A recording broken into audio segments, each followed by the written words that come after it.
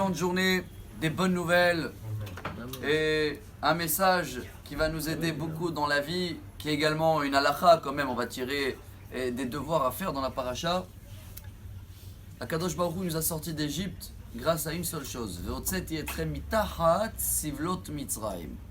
C'est quoi esclavage? Comment on dit supporter, porter, un porteur? J'ai besoin de quelqu'un qui va me... livreur. Comment on l'appelle en hébreu? Sabal. C'est quoi l'isbol?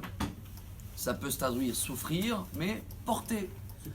Supporter. Le premier mot qu'on apprend chacun qu'il arrive en Israël, vous le savez, savlanout. Tout le monde connaît ce mot par cœur? Ça veut dire quoi savlanout? Patience. Je pense qu'aujourd'hui, si on veut vivre la paracha et actualiser ce qu'on va lire Shabbat dans notre vie, on doit comprendre que grâce à la patience qu'ils avaient le peuple d'Israël de supporter cet esclavage, et que même Moshe Rabbeinu de pouvoir supporter tout le peuple d'Israël pendant 40 ans, et ben on peut apprendre dans notre vie, et je crois que c'est ça le secret. Comment supporter? C'est très dur.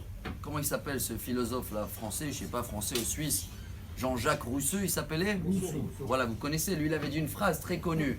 Il a dit, la patience, elle est très amère, mais les fruits de la patience sont très doux. C'est une phrase connue qu'il avait dit. Comment on le fait? Maintenant que je sais que c'est quelque chose qui peut nous sortir même d'Égypte, donc ça peut délivrer dans notre vie si on a une patience. Comment on le fait? Là on a besoin de Rabbi Nachman de Breslev qui nous apprend dans la Torah numéro 8 que Akadosh Baruch Hu nous demande, c'est un devoir. Je peux me permettre de dire c'est une halakha. Comme Hachem est patient vis-à-vis de nous, on le lit tous les matins. Hachem, Kel Rachum Vechanun, Erechapaim. C'est quoi Erechapaim? Hachem prend le souffle. Quand tu apprends à respirer, à prendre de la vie, à la place de faire l'inverse. Quand quelqu'un il n'est pas patient, qu'est-ce qu'il fait? Pas il souffle, pas il respire.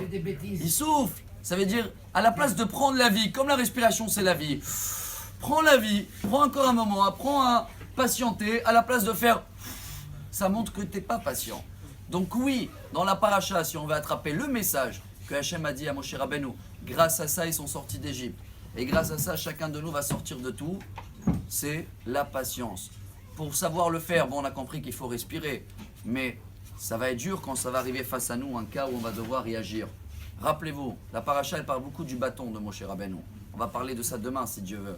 Pourquoi ce bâton-là? Hachem voulait dire à Moshe, tout ce qui se passe, tout ce que tu fais, c'est des bâtons, c'est des intermédiaires. Donc ça vient de Dieu, c'est ça notre foi, c'est ça qui nous donne la joie de vivre. Alors si tu comprends que ce monsieur ou cette cas là maintenant où tu dois être impatient vient de Dieu, alors tu es à son image. Comme Hachem, il a une patience illimitée vis-à-vis de tout le monde, et ben nous c'est le minimum d'avoir un petit peu de patience pour qu'on va avoir des fruits très très douces dans notre vie. Bonne journée à Rabbi Elazar.